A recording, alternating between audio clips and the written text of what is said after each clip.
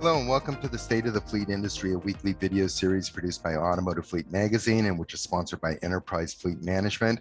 I'm Mike Antich, editor of Automotive Fleet, and today I'd like to examine what's occurring in the fleet industry for the week of May 24th, 2021. And for this week's report, I'd like to focus on fleet ordering for the 2021 model year. And then second, I'd like to provide a directional forecast of what we might expect in the way of fleet orders for the 2022 model year based on an annual buying inclination survey that I conduct with fleet managers. And it's a survey which I've been doing for the past 15 years or so. So as of today, the last week of May, the 2021 model year, for all intents and purposes, is winding to a close. The final fleet order dates for most 2021 fleet vehicles have already passed, and the 2021 order banks that remain open are for only a handful of models, which is about 24 or so vehicles. So while industry-wide rental sales and government fleet sales are down for 2021, fleet sales to commercial fleets as of the start of May this month are up about 12% calendar year to date. And they'll probably remain in this neighborhood when the model year officially closes out at the end of September. But as I mentioned in my May 10th video report, which was 2 weeks ago, and you'll be able to find it on our website, we need to be careful when comparing the 2021 commercial fleet sales against those of 2020, because in 2020, all North American assembly plants were closed from mid-March to mid-May, and it's not a true apple-to-apple comparison. But if you compare the projected 2021 model year sales against those in the pre-pandemic 2019 model year, then my prediction is that fleet sales for 2021 will most likely be down. And they'll primarily be down because of the lost production caused by the microchip shortage.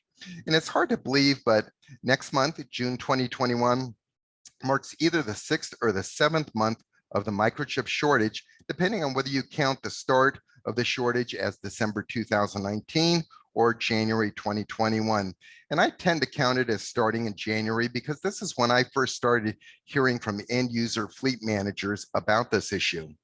So in summary, 2021 is a recovery year and we are recovering, but we still have a ways to go before we reach pre-pandemic fleet sales levels. We're climbing out of a very deep hole and we still have a ways to go. So next, I'd like to take a look at the potential fleet sales for the 2022 calendar year. So as I mentioned earlier, every year around this time, I conduct a vehicle buying inclination to study and forecast fleet sales for the next model year. So earlier this month, I completed the annual survey. So here are my sales forecasts for the 2022 model year. First, most commercial fleets plan to order more new vehicles in the 2022 model year than last year. And that was an overwhelming response. But almost just as overwhelming, almost all of them qualified their forecast to me. So for instance, here's what they would say. I plan on ordering more vehicles if, or another common refrain was, we'll be buying more vehicles in 2022 than we did in 2021, depending on. So what are these qualifications that are causing fleet managers to hedge their forecast for 2022 purchase volume? As I mentioned, the overwhelming majority of fleets tell me that they're planning to buy more vehicles, but they continue to remain concerned about the OEMs being able to meet their vehicle availability needs. And just as important, they're also concerned whether upfitters will be able to maintain throughput of this increased volume of vehicles without having backlogs develop as they have in the past. So let's explore this concern by hearing from the voice of the fleet manager. And here's an example of what one fleet manager told me by email. Quote, "We will be ordering more vehicles in model year 2022," then in parentheses, "and that's a big if the OEMs can deliver them when needed." And in today's fleet world, things have turned upside down in so many ways. In normal times, TCO or total cost of ownership would be the key factor in vehicle selection. And while TCO is still important, there are other factors that have gained increased importance when selecting 2022 models. So what are these factors? Well, again, let's hear from the voice of the fleet manager. And here's what another fleet manager told me. Quote, with the microchip shortage and the strong used vehicle market, instead of TCO driving our vehicle selector, the manufacturer that can produce vehicles the quickest, let me repeat that, the manufacturer that can produce vehicles the quickest will probably be the main factor in determining our vehicle selector. And this isn't a one-off statement. I've heard this position expressed by a number of fleet managers.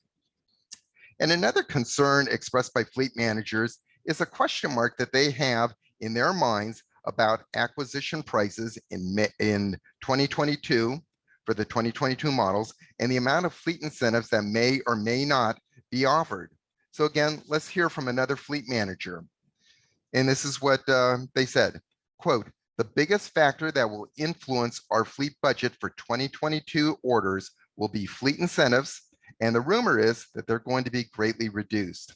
But despite this, and this is that was the end of the quote, but despite this, fleet managers tell me that they're going to continue their vehicle replacement plans for the 2022 model year. But the question is, how much can they afford if acquisition prices trend upward?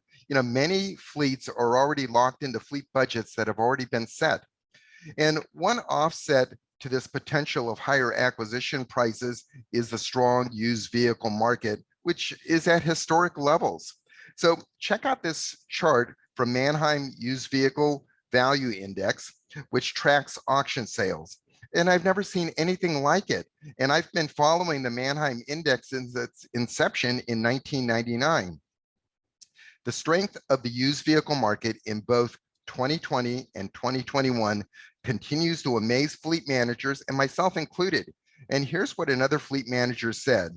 So, quote, our gains at auction right now have reached levels that we never thought possible.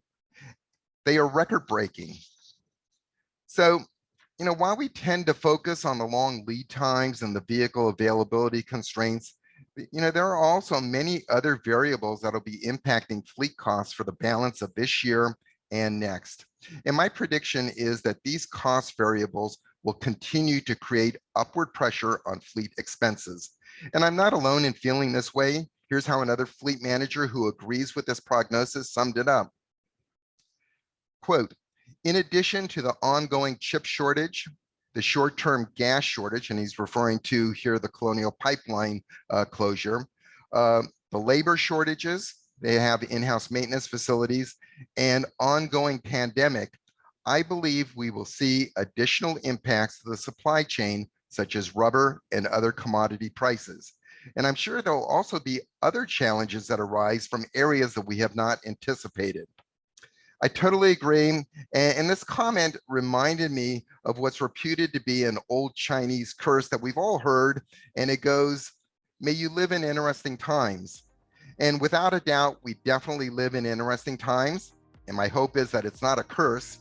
But on this note, I'd like to conclude my State of the Fleet Industry presentation for the week of May 24th, 2021. And I'd like to thank you for listening.